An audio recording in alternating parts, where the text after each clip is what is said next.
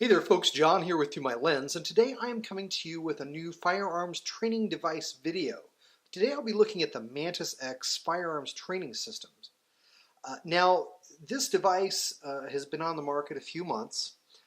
There's a lot of new, what I'll call newfangled gadgets out there designed to help you become a better shooter, which is all well and good. But I'm kind of old school, and I believe in good old-fashioned dry fire. It takes practice and discipline in dry fire to become a better shooter. And if most folks will just take a small amount of time out of their schedule and dry fire, they can become a better shooter. But the theory behind devices like the MantisX is that they can improve the training experience, make it faster, make it better, make it more enjoyable to practice both at home, outside of the range, and on the range. And the MantisX training system can be used in both live fire and dry fire. The system is designed to be used either on pistols or on long guns, on rifles. You can basically attach it to any firearm that has a Picatinny rail. You can see here on my P320X5, I have the device, the Mantis device, mounted here. Keep in mind, if you want to holster the weapon while the MantisX is installed, you'll need a holster that can pretty much accommodate like a flashlight. If you've got a holster designed to accommodate a firearm with a flashlight, it should work with the MantisX training system. How it works is basically this is a sensor. It kind of detects motion primarily, I believe, and syncs with a smart device like a smartphone or a tablet like an iPad. The MantisX folks have designed software, I believe, to run on both iOS and on the Google Android operating system. But with their app that you can download for free, the main unit here, the sensor, syncs with the tablet, and you can shoot. You can practice shooting on any target that you want. Again, either in live fire or dry fire. The smart device basically just captures the data and is a graphical user interface for the data that's captured, and kind of runs you through certain drills and so forth. Now, when I first got the MantisX training system, and this is the box that came in. It comes with a pretty nifty little Pelican case as well for putting the MantisX training device. You can store it in this Pelican case when it's not in use, so pretty nifty there. When I first got the device, the app that, and I use it on iOS, but the MantisX training app basically had only one application and one drill that you could use, and it was kind of a bullseye sort of a training drill designed to diagnose any errors that you make when you're shooting. So you would take a shot, and it would measure before, during, and after the shot, and the device could then, in conjunction with the software, analyze your shot and determine if you're pulling one way or the other, dropping or raising, anything that might contribute to a less than perfect shot. So initially running through it, I thought, hey, this might have some utility for a beginning shooter.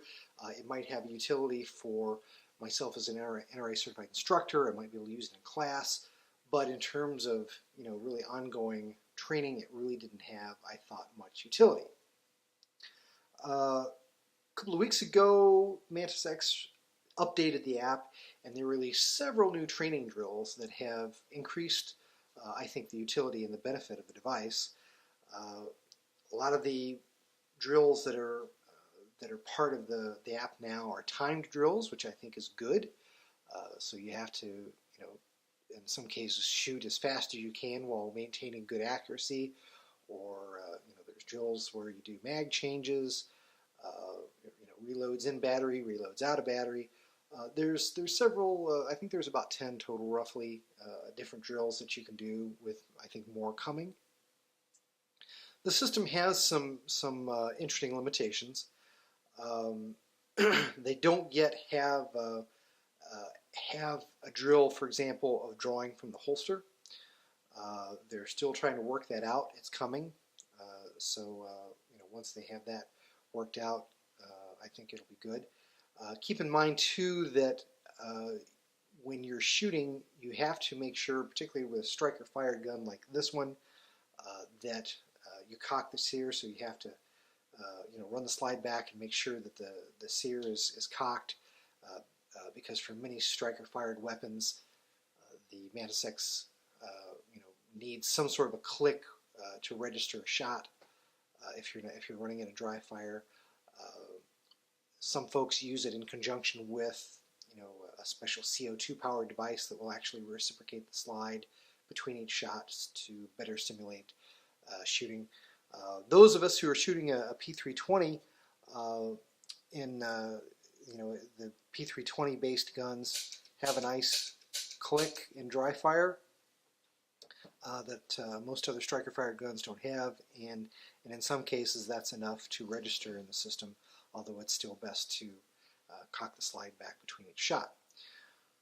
So just again, an interesting limitation of the system, but certainly not a deal breaker of any kind.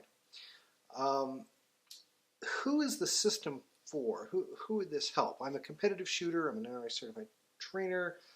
I'm defensively minded as well. I have my CCW, and I think with this is an application, a system that's being an ongoing development, and I think it's going to have a broader appeal to a broader base of shooters and have better utility as they continue to develop it.